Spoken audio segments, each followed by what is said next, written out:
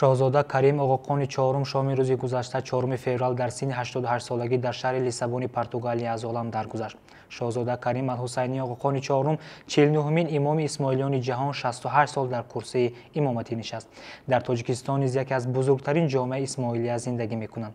Девони имомати исмоилӣ хабар додааст, ки рӯҳонии ояндаи онҳо аллакай таъин шудааст ва номи ӯ пас аз видо ба Оғоқони чорум дар рӯзҳои наздик эълон мешавад. Оғоқони чорум 13 декабри соли 1936 дар шаҳри Женеваи Швейтсария дар хонаводаи шоҳзода Али Салмонхон ва бону Тоҷудавла Алихон ба дунё омада даврони кӯдакиаш дар Кения сипарӣ шудааст. ӯ баъд аз вафоти бобояш Султон Муҳаммадшоҳ Оғоқони сеюм соли 1957 дар 20 солагӣ 49-мин пешвои рӯҳонии исмоилёни ҷаҳон шуд. Оғоқони чорум хатмкардаи риштаи таърихи исломии донишгоҳи Ҳарвард аст. Оиладор ва соҳиби 4 фарзанд мебошад.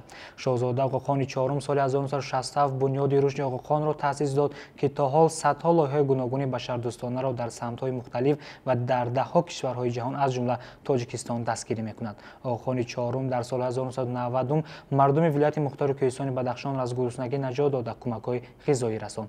Оғоқони чорум бори аввал бо пайравони худ дар Тоҷикистон 25 майи соли 1995 мулоқот кард. аъзои ҷомеаи исмоилия барои аввалин бор имкони дидани имомро доштанд ва ҳамон сол ин сана ҳар сол ҳамчун рӯзи нур таҷлил мегардад. Оғоқони чорум солҳои 1995, 1998, 2008 ва бори охири соли 2012 ба Тоҷикистон омада буд.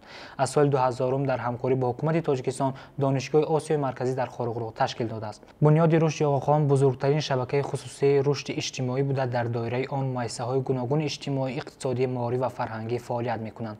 Дар сохторҳои бунёди рушди Оғоқон дар саросари ҷаҳон 80 000 корманд ва 100 000 ихтиёрӣ кор мекунанд. Ин бунёд новобаста ба миллат ё дини мардум ба онҳо кӯмак мерасонад ва дар 18 кишвар, асосан дар Осиёи марказӣ, Ховари Миёна, Африқои шарқӣ ва ғарбӣ ва Осиёи ҷанубу шарқӣ фаъолият дорад.